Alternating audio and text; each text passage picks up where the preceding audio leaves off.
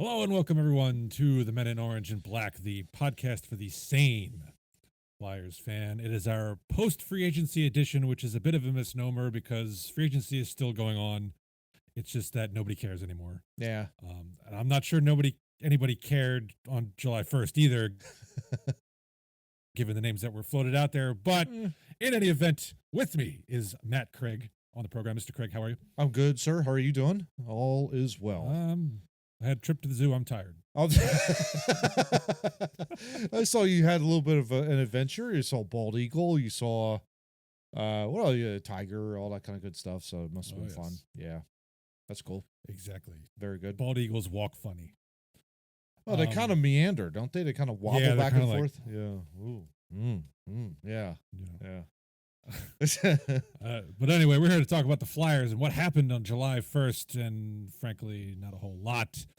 In the third period, we're going to talk about what the rest of the league did, which wasn't all that exciting either, frankly, although there were some surprises to go around. In the second period, we're going to talk about what the Flyers actually did in free agency and post free agency, and someone who decided to go elsewhere.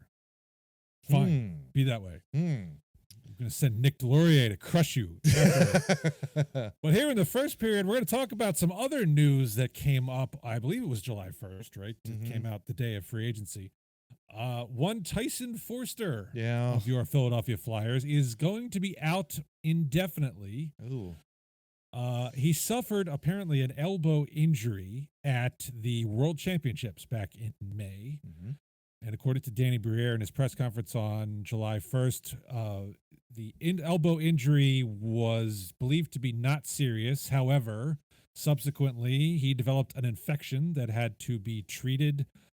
And so now they're waiting for tests to see that the infection, I guess, has completely resolved. And the things I'm hearing, I don't think we have anything definitive at this point, but I'm hearing he could be out up to the first 3 months of the season. Danny is hopeful it is not going to be a full season issue and is more hopeful that he'll be back sooner rather than later. But this kind of took us a little bit by surprise. What was your initial reaction to hearing that Tyson Foerster, your boy, was going to miss some time here to start the 2025-26 season? Any way that we can restart the entire offseason, Steve? And I don't know, but it has to be a little scared with this whole injury. But you got to hope and pray that this elbow infection goes away and that he will be at the start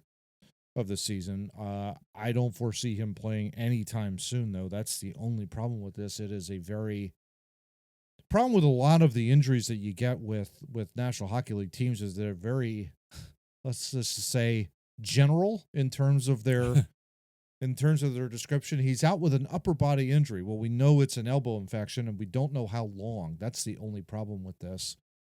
I mean, the fact that he had the injury, had it repaired, and then developed an infection on top of that, and now it's like they got to go back in and clear it out.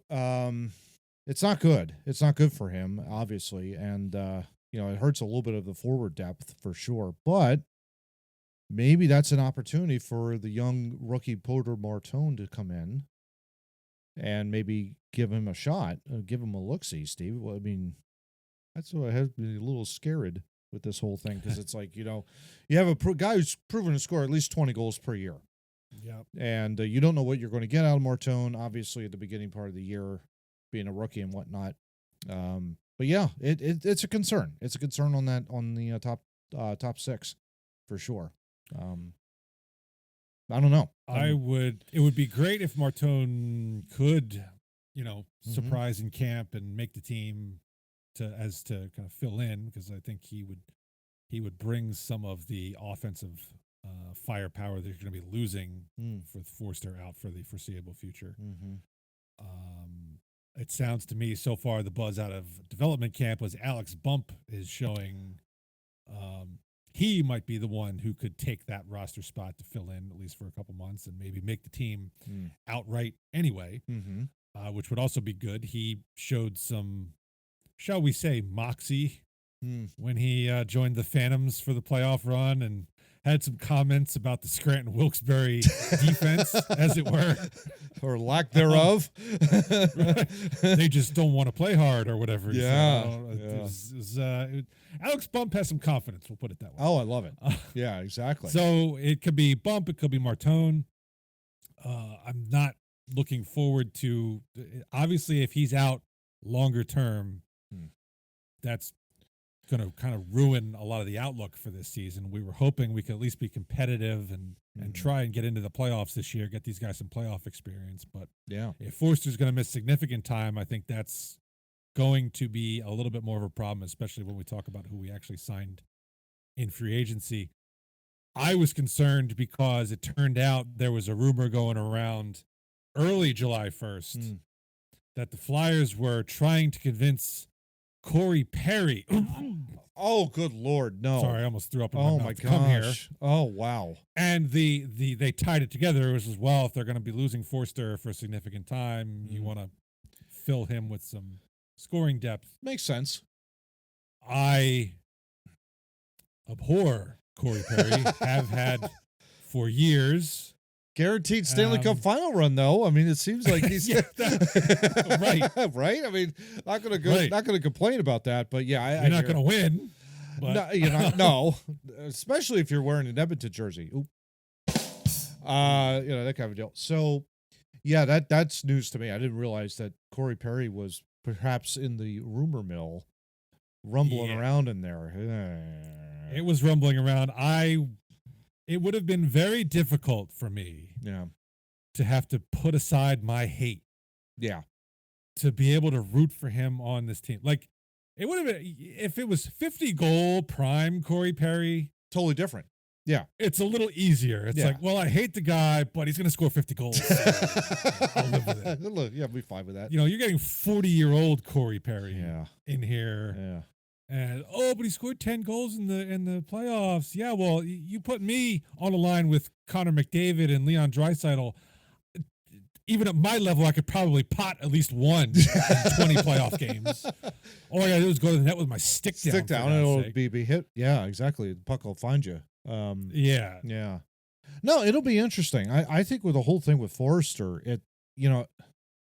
it will test the Flyers a little bit on their forward lines, and depending on how long it is a very much a wait and see mode, obviously, because we just don't know the length of the extent of this injury, how long he's going to take to recover, because then you got to then build yourself back up, then get your skating legs. It's a lot of things to do in order to get up and running with this, and I guess my dreams of him scoring 30 this year, I guess I'm going to have to table that. It's a shame too, because we did sign him to a 2-year deal, that kind of a deal. So it's like, and that was to avoid, I believe it was to avoid arbitration, because he was a restricted free agent at the time, which was the right move. But obviously, not knowing what was going on, at least it's an arm, so at least it has nothing to do with his legs or his core, which is, I would think, maybe a little bit more of a concern. Like it would be like with Ryan Ellis. That kind of a deal. So at least you will get him back. It's just a question of when it's going to be. That's the thing, because it's an infection and it's not like a tear or something where you've repaired it and you know what a general timeline for coming back is. It's an infection. It goes away when it goes away. And, I assume he's not going to be able to participate in any sort of significant hockey activities until the infection clears. And so who knows? And then, like you said, it's the build back time. He's got to get his lungs. He's got to get his legs. He's got to get his hands back to where they need to be, which is a shame because he looked good at the World Championships. Sure. For Canada. Yeah. I'm curious. I'm starting to get a little skeptical about these national team doctors. Because if you recall at the Four Nations tournament, Charlie McAvoy of the Boston Bruins suffered an infection that then kept him out for the rest of the season for Boston. Yeah. Pretty much ended like Boston's season, or contributed to it, for sure. Yeah. Absolutely. Absolutely. And then you have a different nation, obviously, because McAvoy was U.S. and Foerster's Canada, but then you have Foerster coming out with an infection. I'm starting to get like bad vibes for Yeah. national teams. Well, and then you also have it like they're coming up with the Winter Olympics is what Matt's trying to say. This upcoming season too. Yeah. So you have another extended 2-week break in the middle of the season again. So one wonders, what do we need to do here to prevent this from happening? My fear is like you get a Sandheim and York playing for Team Canada, and then all of a sudden, they may be out. That's worst case scenario, I know, and hopefully that won't happen. That's the worry word a little bit of me as well. But it's damning the fact that we have like this 25-year-old kid who seems to be on the precipice of doing something really good. Now he's set back with this injury, and I know it probably pisses him off too. But the most important thing, obviously, get better, get well. And it's an opportunity for the young kids in the organization to step up. Who's going to take that winger that not only can score goals but can play really good defense and get the puck up the ice quick and all that kind of stuff. That's a huge role to fill. It's an opportunity for the team, opportunity for somebody to step up. And you hope it's somebody really good within the organization. And for God's sakes, no Corey Perry, we're already up against the cap already now, Steve. You know what I mean? Yeah. Well, after the York signing. Yeah. So any Flyers going to the Olympics, 2 weeks ahead of time, you will be put on a course of heavy-duty preventative antibiotics. And you bubble ain't coming wrap. back with no infections. Yeah, exactly. No. Exactly right.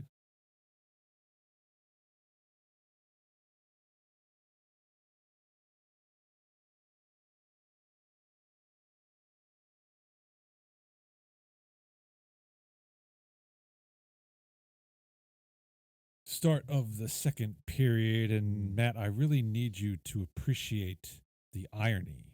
Oh, yeah? That we hold ourselves as the podcast for the sane Flyers fan, But that is, while the podcast branding is based on aliens and government conspiracies. Yes. Appreciate that irony. I definitely do appreciate the irony. Hope all of you do that too as well. All right. Second period action. We're diving into what the Flyers did in free agency on July 1st and after, because there's a significant re-signing that occurred just recently, fortunately. So we'll start. Nothing sexy. But of course, if you were expecting something sexy, you really are either delusional or you weren't paying attention. Yeah. This was not the offseason to go for the splash, and frankly, the names that were left come July 1st didn't leave much to the imagination either. Yeah. I mean, the only one that was really the big splash, and I guess we could get into it now, would be, well, we'll get into that really in the rest of the league for the third period. But yeah, we weren't signing any of the big name free agents, essentially. This was stopgap. This was, okay, we need this piece, we need that piece. Oh, God, we desperately need a center since we didn't draft one at the draft. We need to pick that one up right now. We don't need a winger, that kind of a deal. So, right. Yeah. Right. So the first one we'll bring up, the Flyers signed center, as you mentioned, Christian Dvorak, 29 years old, 1 year, $5.4 million contract, played previously for the Montreal Canadiens the last couple of years, had his best season, interestingly enough, under Rick Tocchet in Arizona. So he'll be coming in here to play probably fourth line center minutes, maybe depending on injuries or performance, he could see some third line time. But not that there was anything sexy about this, but what was your initial reaction to this one? Well, I mean, clearly they needed a center. Clearly, and definitely somebody with the loss now of Ryan Poehling being traded to Anaheim. You need somebody with good defensive skill, and Dvorak seems to have this in spades. I think big guy, and played very well for the Canadiens down the stretch and into the postseason when I think he scored. I think it was a couple goals in their opening round series against Washington that they eventually lost. I believe in 6 games. I think it was. A good player, good serviceable NHL center, which you need. You definitely need that in this league. I have no problem with the signing. I think 5.4 was a little high, but it's only a 1-year deal.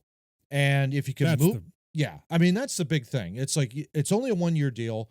Possibly if you're not in the playoff picture, you could probably move him, get younger, maybe a little bit, get another draft pick. Who knows with Danny's, repertoire already kind of building, he moves, veteran pieces out to get younger. So it could be, that might be the case.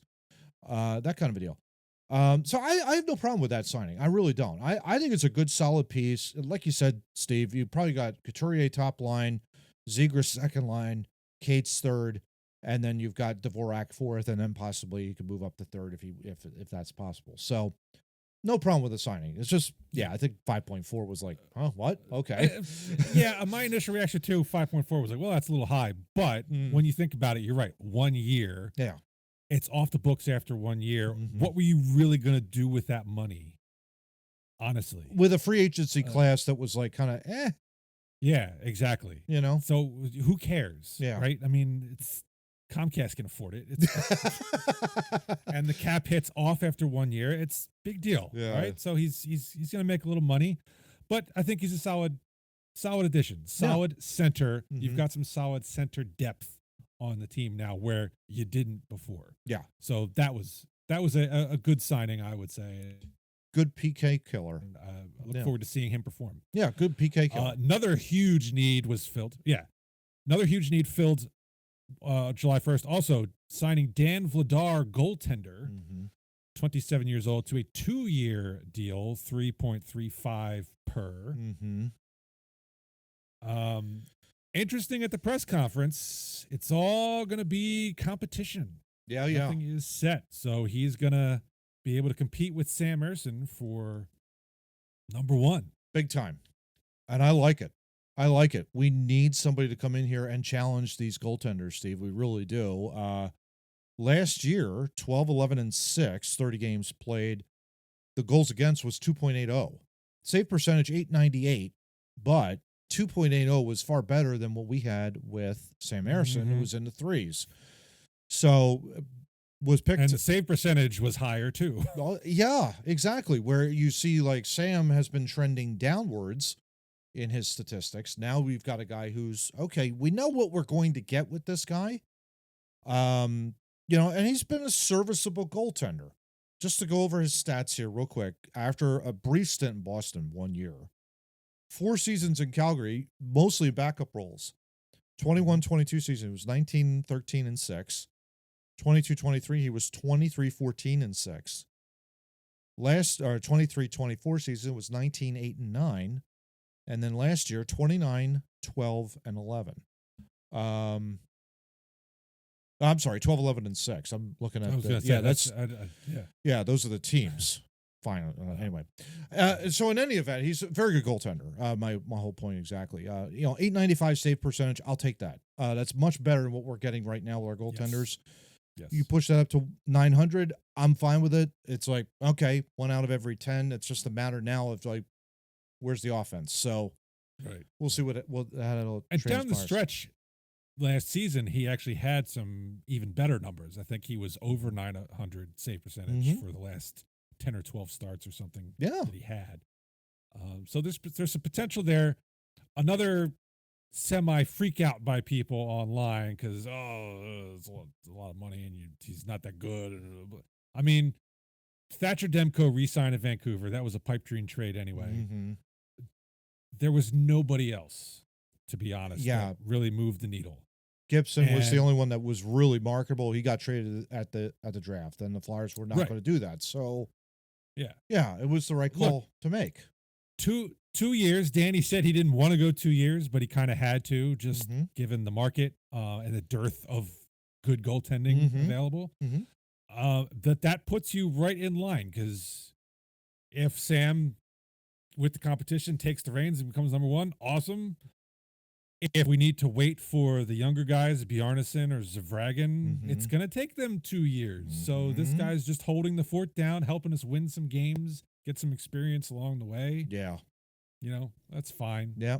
No problem with that. Again, he's young enough that, maybe he could turn into something. 27, 28 years old. I think you take it. And he wanted to be here. Danny said he wanted to be here. So I think that's where the extra year kind of kicked in. It would have been a 1-year deal, but 2 because he wanted to come here and prove himself, basically. So, I mean, all for it. I'll take it.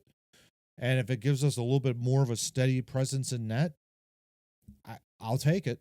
I'll take it. Yeah. It's going to be probably going to be more likely. I'm thinking out of 82 games, you're probably going to see him half the time. Maybe you get Ersson, maybe about 30 to 35 starts with a Fedotov start, maybe towards the end. That kind of a deal. We'll see. But clearly, it's an upgrade. I think it's an upgrade in net. Not much of a big one, but it's significant. It's a lot better than what we had. Baby steps, people. Baby steps. Yeah, exactly. It's not Yeah. like, okay, we're going to get, one of the top goaltenders in the league. Everybody will have a top goaltender in the league. We don't have that right now. Right. And hardly there is any in the league right now. There's only a few small handful. And the Flyers aren't going to sell the farm for one goaltender. So that's just the bottom line too. Yeah. Any goaltender who could improve you to the top of the league in goaltending is not going to be available. Yeah. So there. Exactly. Yeah. And now the Flyers did make a couple of other signings, but who really cares? Noah Juleson, 1 year. 7th defenseman, I guess. Yeah. He did play under Tocchet. We also had Lane Peterson, a center, and was the other guy? Dennis Gilbert, a defenseman. If we hear those names at all significantly during the season, we are in serious trouble. Yeah. So those were depth signings, and I don't really care. Yeah, just kind of just deal. fill it in. 8th, 9th, 10th defenseman, basically at that point. Right. So yeah, it's have fun at the Phantoms, boys. Exactly. Congratulations on your 2-way deal. That kind of. Right, yeah, exactly. Cam York, though, that was the big re-signing last week. Coming in it was a little surprising to me. 5-year deal, 5.15 per. Yeah. On the cap hit. Yeah. I was kind of expecting, just because the trend with the cap going up significantly in the next 2 years, a lot of people are signing shorter term deals. And I sort of expected, if they weren't going to go like 8 years commitment, that it was going to be a 2-year deal, kind of like Foerster did. But 5 years at what I would consider a reasonable cap hit. Yeah. For what he's expected to be. $5.1 million. Yeah. I think this is going to look like a good deal. He's 24. Had a bit of a down season last year under Torts. We'll see if he gets new life under Tocchet. But, considering what top defensemen get paid, and you're hoping he slides into your top 4, I'm fine with it. Yeah. Potential to be a good win for the Flyers. I think so too. It was really shocking to me. NBC Sports Philly, maybe I'll throw it in the card upper right corner. It was a short video that they put out there. York only had 9 minutes total throughout the entire year last year on the power play. 9 total minutes, where it was like Torts just did not put him on the power play at all. Basically the scouting report on him was he was your power play quarterback for the next couple of years. And evidently that was not the case under Tortorella. Now, the Flyers, I think there's a little bit of a gamble here too. You're giving a guy that coming off a really down year, horrible relationship with his head coach, benched a couple of different times. One time in Toronto where basically got beat and didn't see the ice for the rest of the game and just sat there on the bench in Toronto. There was a huge shot and a huge fallout, obviously, in regards to that. Now he's learned from it. They've given him this kind of money. It's going to be interesting to see what he can do. He needs to step up to that contract. I think it's a huge signing. Gives him confidence that the organization believes in him. True. But it's on him too, right? I mean, he's got to be able to now that you have that security, I guess you could say, now you have the opportunity to prove that you can be on the top power play or in the second power play and can do something and be the man that we want you to be on the power play. You say it's a risk. A little bit. Maybe a little bit, but at this cap hit, $5 million. If he doesn't work out, that's absolutely a movable contract. It is, yes. You could get somebody to take that. Yeah, it's not like a Ryan Ellis deal where you're sitting there with $6.2 million on your cap, and you know that you can't move that contract because of his injury, obviously. Right. So it's like, okay, that no one's going to want to take that in particular. on as well. So there's that. You're right. I think that is a movable contract. A lot of guys are signing for 5 years too, it seems like, on the average. So you could do a swap 1 for 1, that kind of a deal. And especially given the fact that the CBA is not going to have retained contracts going forward. That's going to be interesting in 2026. So, yeah, I think it's really good. I would say it's only a slight risk based on what we saw last year. But now that he's given that financial security and the fact that the organization he's got a player's coach. Yeah. It's like, that's the real key. The sky's the limit. Yeah. How much of it was kind of maybe sulking under Tortorella? Who knows? Yeah. And then to close out the second period, we just want to talk about one other loser who made a bad decision. Loser. Although I do find it funny, he ends up going and signing with the Fish Sticks. Yeah. When there were Ranger fans like that day. Oh, yeah. Who believed he was going to them. I think it's absolutely hilarious that somebody picks the Fish Sticks over the Rangers. And so the Rangers have to suck it. Yeah, exactly. It's awesome. Yeah, I love it. But if you wonder what we're talking about, Max Shabanoff, the top signee out of the KHL from last season, had been rumored to be on his way to Philadelphia for several weeks. Ultimately decided to go with the New York Islanders. I can't imagine why. He got love affair with Patrick Waugh, I guess. But I mean, a lot of Russians don't have a good reputation for playing defensive branded hockey, shall we say. And Patrick Waugh, as explosive as he is, he's also a former goaltender, so I'm sure defensive lapses will make him apoplectic. And I just want to see the first time he unloads on Shabanoff or not back checking or something. Exactly. If he expects this coach to treat him well, he's in for a rude awakening. Yeah. 1-year deal to play with the Islanders. Should have come here, but at the same time, we had worries about his size, right? Yeah, exactly. I think I mentioned on the podcast he was 5'8", 157, back then, and it was right. I mean, it would have been fun to see as a test. Oh, sure. Yeah. But I'm not going to lose sleep over it. No. To be perfectly honest. No, I don't think so. I mean, it would have been nice. But at the same time, it's like we already have the better player from the KHL to begin with. I mean, we have the guy that is a humongous foundational piece for us right now and one that everybody loves. So it's like, okay, we're good with that. Shabanoff would have been a nice like hors d'oeuvre on the side of the plate, but it's like, okay, well, yeah, I don't really want that. I could just ditch this into the trash. I'll just throw this eclair in the trash. I don't need it. Yeah, that kind of a deal. I don't need this. Yeah, I mean, it would have been an experiment. Yeah, it would have been an experiment. Very maybe slot him in experiment. second, third line wing, but I mean, we already got talent there, in some ways. So it's like, let the Islanders play with him, and let him screw it up, and maybe they'll get down there at the bottom. Well, I mean, it's only 1-year deal. He becomes an unrestricted free agent afterward. So, if it turns out he can hit in the NHL, you have a chance to sign him next year. No.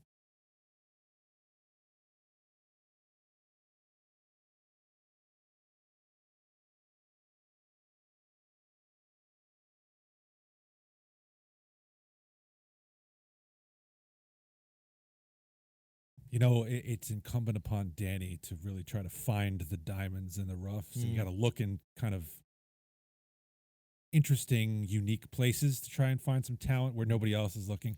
I think they ought to try that league where they play hockey on like a giant soccer field. Oh, I love it. Yeah. You ever seen that? Yeah. Where a dude skates through like 12 guys and he still isn't anywhere close to the net. If you could find a defenseman who was really good one-on-one in that league, I mean, imagine how much better they'd be on a confined space. Confined space? Yeah. Oh, my gosh. Yeah. Oh, my gosh. So there you go. That or the league they're playing in Pakistan, because I'm sure nobody's looking at that. The Pakistan Hockey League, the PHL. I've seen it on Facebook.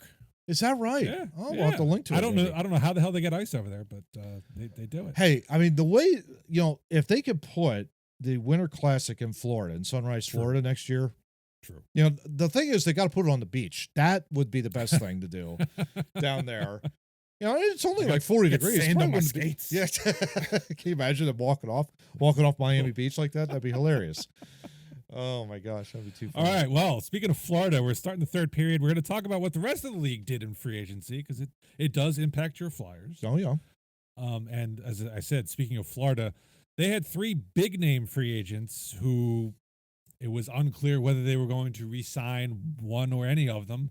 They managed to retain all 3 of Sam Bennett, Brad Marchand, and Aaron Ekblad. Yeah. Were you surprised? I was surprised at the Marchand deal being 6 years and he's like Yes. 55 years old. I mean, I don't know how he's going to play into his early 60s, but I was not surprised with the Bennett deal. I think the way he was talking after the Cup final, after winning, you go to the Stanley Cup Finals 3 times, you win it twice. I don't think you really would want to test free agency, even though he probably could have gotten a max deal. Like he would have probably been in the Mitch Marner range of like $10, $12 million, especially after what he did.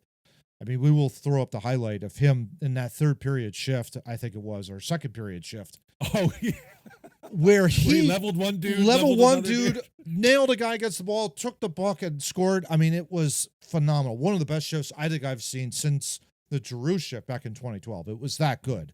It was fun. It was fun to see that in the whole bit. But I'm not surprised at Ehlers, or not surprised at Bennett Ekblad. and Ekblad being signed. Yeah.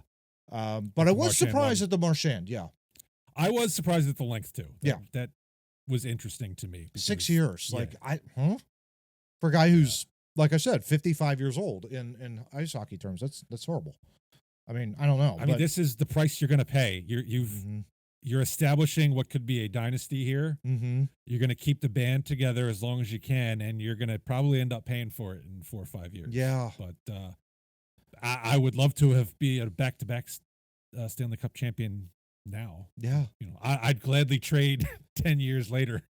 And if you're Florida, you're stoking that fire while it's hot. Absolutely. You know, you want to keep that fire burning as best you possibly can. I mean, that organization, what it's done, this didn't come out of nowhere. They were building something there, and you know, it was like, I think the surprise was definitely their first go around when they squeaked in and, you know, into the playoffs on the last day, and they rode it all the way to the final, lost to Vegas. But man, the way they went through everybody in the last 2 years, it's been remarkable. Oh, they're a machine now. Totally a machine. Yeah. And I totally think they threw games like along the way. Oh, it was just fun. Yeah. Like they trolled Toronto big time. They go up 3-2 on Toronto. They go back home for game 6. I guarantee Matthew Tkachuk and Brad Marchand are like, hey, you know, if we throw this tonight, we could do something really funny back in Toronto on game 7. Smoke them there. Yeah, exactly. That would be, the fact that they did it both in 5 and 7. That was the best part about it. Oh, yeah. The most pivotal games in a 7-game series, obviously. Yeah. It was wonderful to see. It was so great. Yeah. All right. Well, speaking of the Leafs, they had an interesting offseason because Mitch Marner was taking a lot of heat for, once again, a poor playoff performance. Mm-hmm. And he ends up being moved to Vegas just days before the trade deadline. I don't even remember the name of the dude they got back. But he ends up signing in Vegas $12 million a year. Yeah. Is the cap hit. I think 8 years, $12 million, I think it was. Yeah, we'll look it up real quick. Which Vegas can afford because apparently Alex Pietrangelo is never going to play hockey again. He's entered Ryan Ellis territory. At least they got some service out of him before that occurred. Yeah. 8 years, 96 million for Marner total. Yeah. So that's 8 times 12, I think. Yeah. I was looking, after they signed him, I was looking at their cap spread. They have a lot of cap tied up, and they are fast turning into Toronto West, I would think, because they have a lot of like high-end forwards getting paid a lot of money. You lose Pietrangelo, and then you look at their defense. I'm not sure their defense is. I think they're trying to outscore as many people as they possibly can. Throw it back to 1980s hockey, make it 9-5, 9-6, 10-4, something like that. Ask Toronto how that works out. Yeah, exactly. And doesn't plus, quite work out. Yeah. Plus, Eichel's deal is up after this year. So they're going to have to find more money if they want to re-sign him. Yeah. And Vegas was very shrewd their first couple of years. I'm not sure if it's going to work out for them now. And we'll see how Marner performs now that he's no longer under the Toronto spotlight. Could you tell that he was so excited to be there? Like, he doesn't have to be in that marketplace, like, answering all those questions, but there's so much pressure on him right now with that 8 times. I mean, it's a 12 times 8 deal. I mean, that is massive. Like, if you do not perform in the playoffs, that's the big question with him right now. Yeah. Yeah. We know he can do it in the regular season. Oh, yeah. Great regular season player, but the playoffs, I don't know where you go. So it'll be interesting to see what happens there. As for the Leafs, I mean, they end up re-signing Tavares on a fairly decent deal, I would say. Yeah. I would have had interest if he had hit the market. Yeah. I would have had interest in bringing him in for a couple years just to get some veteran center experience, but also teach, some of the younger guys. Okay. But he ends up staying with the Leafs. That's fine. They also re-signed Matthew Nyes, who was the big restricted free agent possibility. But they lose Marner. They haven't gotten a whole lot back. No. So, I mean, yeah, they couldn't run it back because it hasn't worked for year after year after year. Oh, yeah. But they lose Marner. All of a sudden, you're and losing. There's nothing else coming in. That's the. You lose 100 points going out the door. Now, that's something to get you into the playoffs, no question. But now, all of a sudden, those 100 points, who's that going to come from in Toronto? Is that going to come from a couple of players? One additional player who knows? But Berube, I think this will probably force Craig Berube to kind of maybe play a little bit more defensively. Maybe. He's going to have to get creative with that lineup. Yeah, I mean, you don't have the luxury of having you roll out a Marner that can score you 100 points and then disappear in the playoffs. You wonder what the hell happened. Maybe now you emphasize a little bit more team defense, but it's not that I'm rooting for Toronto. It's like they're going to lose in the second round anyway, so it's like yes. So July 1st rolls around. No Sam Bennett, no Mitch Marner, no Aaron Ekblad, no Brad Marchand. Nick Ehlers is like the big name on everybody's mind. Yeah.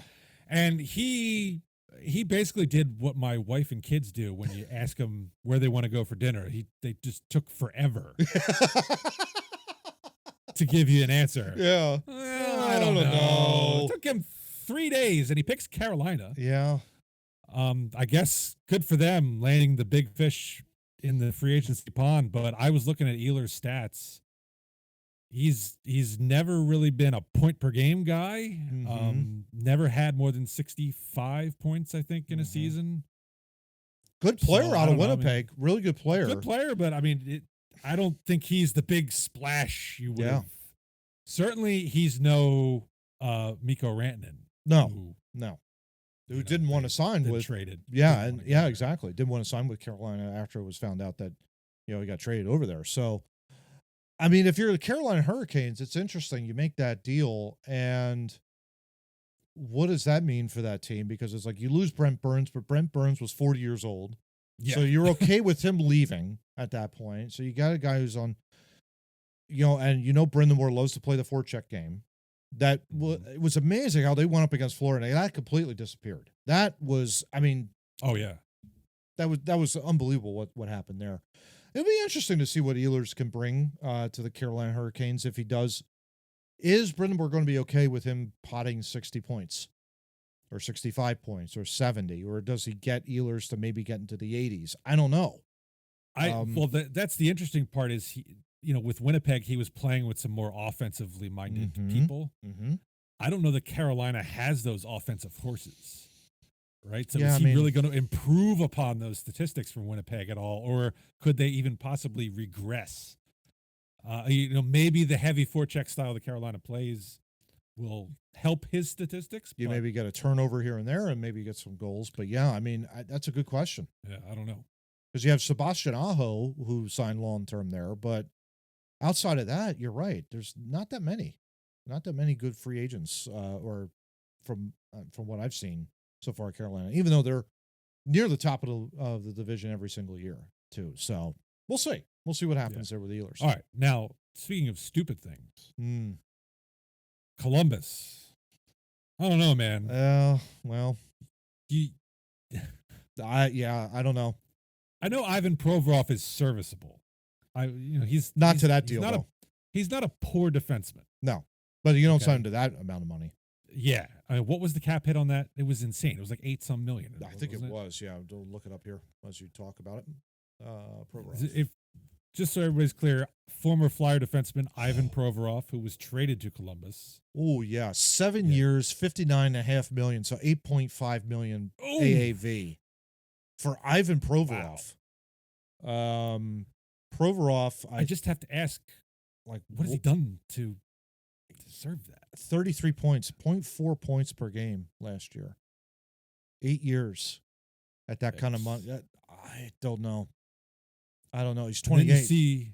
And then you see what Ekblad signed for in Florida. Mm-hmm. Yeah. Who, by the way, I mean, he's a former number 1 overall pick. Mm-hmm. But I'm not sold that Ekblad is what I would consider a true number 1 defenseman. Mm-hmm. And he may not even be the best defenseman on Florida's team, frankly. Probably not. No.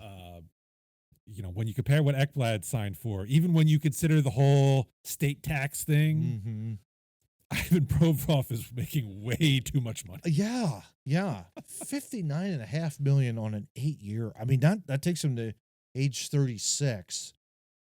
I mean, at some point, it's like, okay, he's there for the long-term future. Columbus gives them stability of defense in a way.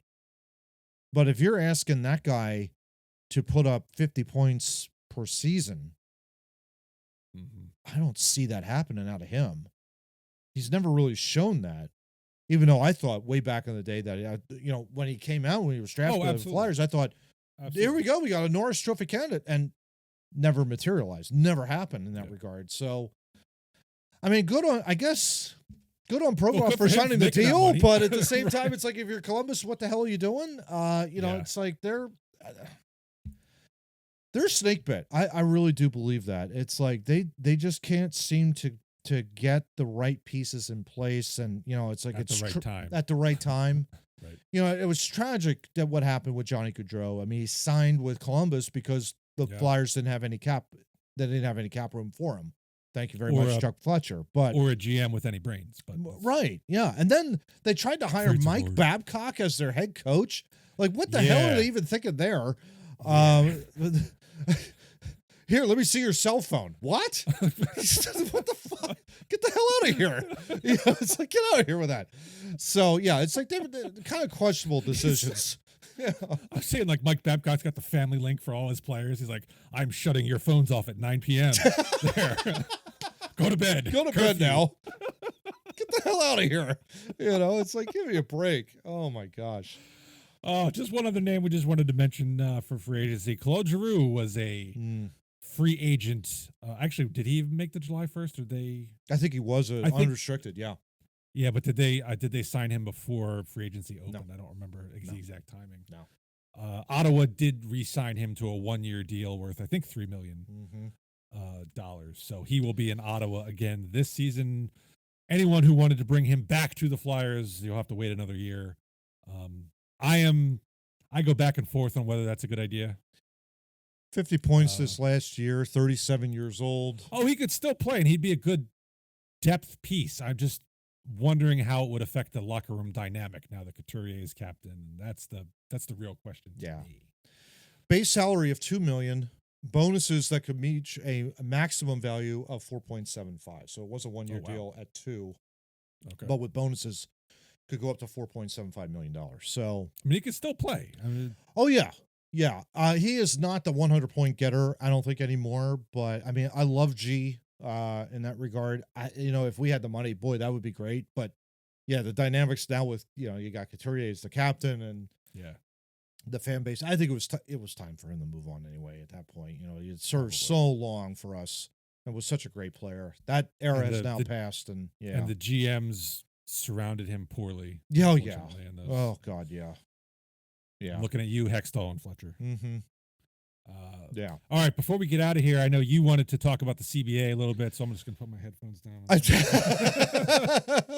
Labor peace through 2030, so we don't have to worry about any sort of That's like good news. lockouts or the canceled seasons, all that kind of stuff. That's really good. The only real change that I saw that was pretty significant was that the Flyers will, instead of playing 82 games, they will have an 84-game regular season starting in next year. So not this upcoming, but the next year, 26-27 season, they'll go to an 84-game schedule, but only play, I think it's like, instead of 6 preseasons, it's down to 4. So same number of games, 88 so does total. that mean the season will start earlier, please? That's a good so that question. we can spread the games out and not have condense? Seriously. Yeah. I mean, I don't know how, like, it's, I think I even saw there was like, I think Pierre LeBrun, TSM, wanted like the Stanley Cup Finals to end in May. And I said, I'm all for that. The problem is the playoffs go so long to begin with. And it's like you would have to start the season in the latter half of September, really, and have your preseason games like right around mid-September, which no one's in the mood for hockey at mid-September. It's usually like late September, early October. Okay, hockey's starting up, that kind of a deal. It's starting to get a little cooler outside, that kind of a deal. And we'll see, but I think it's cool. You get extra 2 games in the regular season.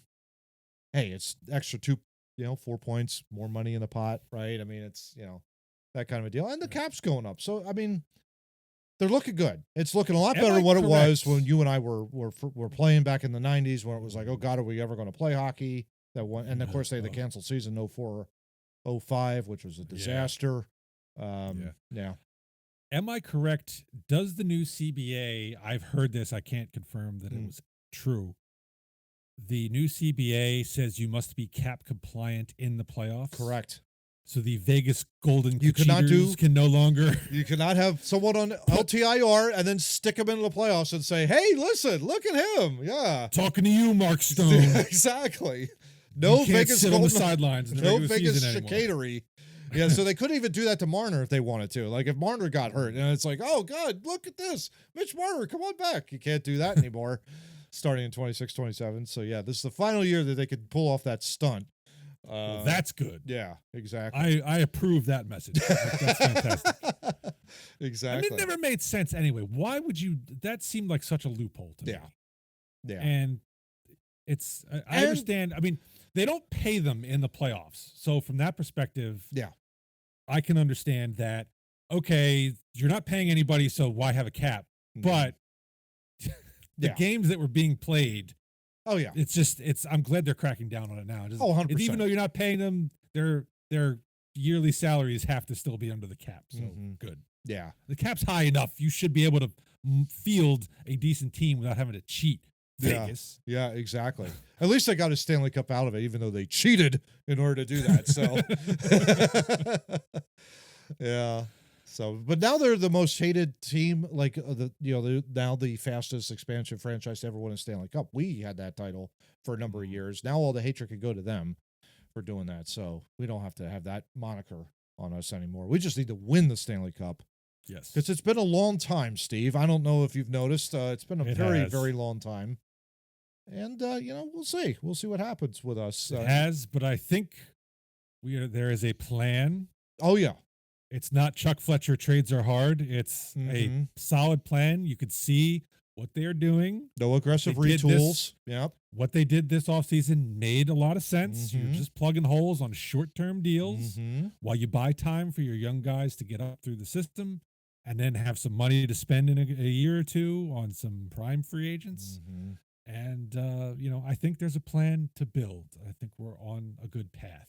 Jack Eichel next year? You never know. You never know. That's another one I'm not really a fan of. We'd be getting prime Eichel, so I could set aside my hatred if that prime Jack Eichel, Steve, in your lineup with Michkov and Zegras possibly. So you never know. You never know. Fair enough. We'll see. I'm not going to hold my breath because he could always resign. Because there are other lunatics. Again, we're for the sane Flyer fans. You insane Flyer fans have this dream that Connor McDavid is coming here. One can only dream. If it happened, I would be ecstatic. Oh, yeah. But it ain't happening. That's an emergency podcast where we talk about his entire career, why he left Edmonton, why he's coming here, all that kind of good stuff. It's great. Yeah. Exactly. Absolutely. Absolutely. Well, speaking of emergency podcasts, I don't foresee any podcasts in our future for the next, say, 2 months, probably, unless the Flyers do something amazing. We're not coming on if they're signing, the equivalent of Louis Belpedio. Right up only against if the cap something anyway. major happens, Yeah, exactly. we will be back. But other than that, we'll probably be back September-ish, I guess. Probably like season October. preview. Yeah, a season preview, and then we'll just rock and roll from there. Yeah. Yeah. All right. Sounds good. Well, until then, everyone, please enjoy your summer, and let's go Flyers.